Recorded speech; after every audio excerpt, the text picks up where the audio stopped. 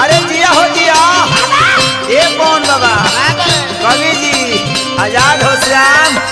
ए पढ़ो सोनू बुलबुल भैया तनी समझाई लीडर बाबा के समझाई आजाद मुखिया जी समझाई विकास भैया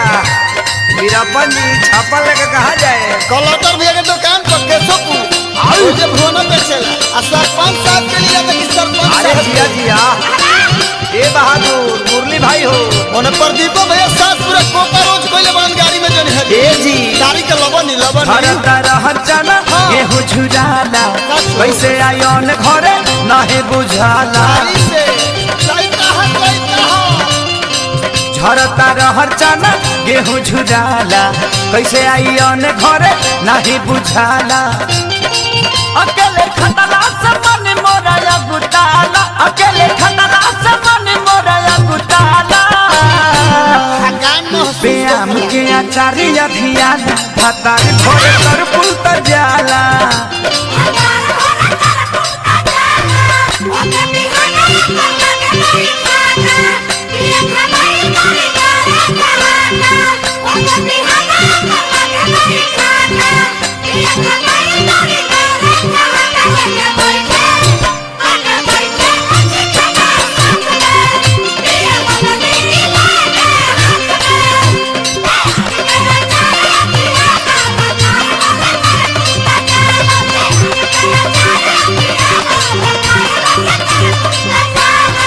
परपटीदार के त गेहूं दवाई हमरो अभी ले घरी हानि न छिलाई परपटीदार के त गेहूं दवाई हमरो अभी ले खरी हानि न छिलाई अरे पवन बाबा बढ़िया कुछ कहला पऊता भकुआला कुछ कहला पऊता भकुआला हो ओकरा मन वाला गोली न भेटाला भातारे रोज तोर पुलत जियाला का करो बेचारा जब से बंद भइल न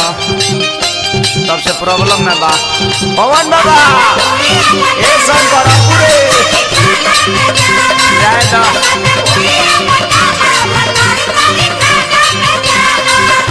ओहो तबे नो जान मुखिया अशोक भैया दोनों गोरे दानापुर में रसीला कर तब मार और तू बाबू भैया बारी सातपुर जाता रह बुझा के ले मार तरफ तोप के